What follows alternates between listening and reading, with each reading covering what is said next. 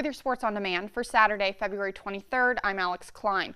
With a trophy on the line and an Upper Peninsula rivalry, we had a feeling this would be a good series. NMU hosting Lake Superior State for Game 2. That's Wildcat head coach Grant Petone discussing how line changes should be made for the home team. Last minute of the first period, tied at 1, Troy Loggins. He scores his second power play goal in just over 3 minutes, his 17th of the season from Phil Ballou and Adam Rockwood. Wildcats lead 2-1 after 20. To the second, the Lakers rally to even the contest. That's Ashton Calder getting his 4th of the campaign from Tyler Anderson and Braden Gelsinger at 14-12, 3-3 going to the third. Wildcats take the upper hand just over 2 minutes in. That's captain Devin Pierce scoring the first of his 2 goals from Rockwood and Loggins. Pierce added a power play tally at the 8-minute mark. Ate Tolvanen held the fort, getting a little help from a disallowed Lakers goal, and he gets a greeting from Max Humitz at the end of the game. NMU gets the sweep 5-3. Sault Ste. Marie native Denver Pierce lifts the Capo Cup. NMU moves into second place tie in the standings with Bowling Green. Michigan Tech and Alaska Anchorage also on the ice first period. Jake Jackson, Trenton Bliss, fancy pass to Brian Hallinan, and he buries it. His 12th of the year. Tech up 1-0 at 12:58. Second period, Huskies on the power play. Get it over to Alec Bretzman, and his one-timer finds the back of the net. Huskies with a 2 spot on the Seawolves.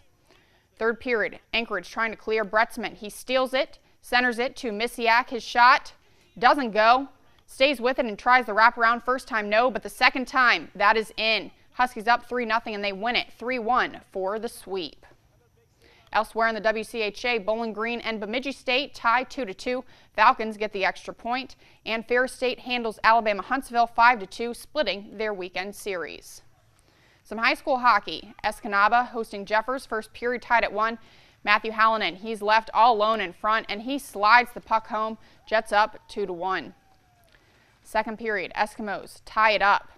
That is Kyle Krutina finding the back of the net there, and it is 2-2. 3-3 now, Escanaba. They are caught pinching at the blue line. Matthew Hallinan with the takeaway, and he gets a breakaway. And he buries it for his second goal of the game. It's 4-3 Jets. They score another and win it 5-3. The NCAA cross-country skiing regionals are taking place on the Michigan Tech trails. Bib number 21 is Patrick Acton of the Huskies. He was Tech's top ski finisher, 4th in the 10-kilometer freestyle in 28 minutes, 54.5 seconds. Bib 25 is NMU's Ian Torchia. He's caught up with a couple skiers who started before him. The start intervals were 30 seconds. Torchia won the race in 28 minutes and 0.2 of a second. Open racer Mitchell DeLong of Calumet was second, 40 seconds behind Torchia. The Wildcats' Xavier Mansfield was third. The Wildcats finished first, third, fifth, and seventh to take the team title. And the women did a 5-kilometer freestyle race. That is just one loop. This is Tech's Sarah Goebel. She had a very good effort, 16 minutes, 5.5 seconds. Good for third place. Her teammate Amanda Kotzer was fourth. The next skier on the course was Bib 71, Abigail Jarzin of NMU. Jarzin was able to pass Goebel before the finish line. Jarzin had the winning time of 15 minutes and almost 29 seconds. Nicole Schneider of the Wildcats was the runner-up about 4 seconds later. NMU had 6 of the top 9 finishers in this race. The classical races take place Sunday beginning at 9 in the morning. High school basketball now, Negaunee girls entertaining Gwinn. We're going to pick it up in the third quarter. Model Towners, first basket of the half. Mallory Delmont goes inside to Emily Curtis, and Gwinn is down 12. A few minutes later, nice play by the Miners. Peyton Drew goes back outside for Mackenzie Karkey. She knocks down the 3. Negaunee up 30-13. Fourth quarter now, Amelia Palamaki to Peyton Drew, and Alyssa Hill for the finish plus the foul. Miners up 41-16.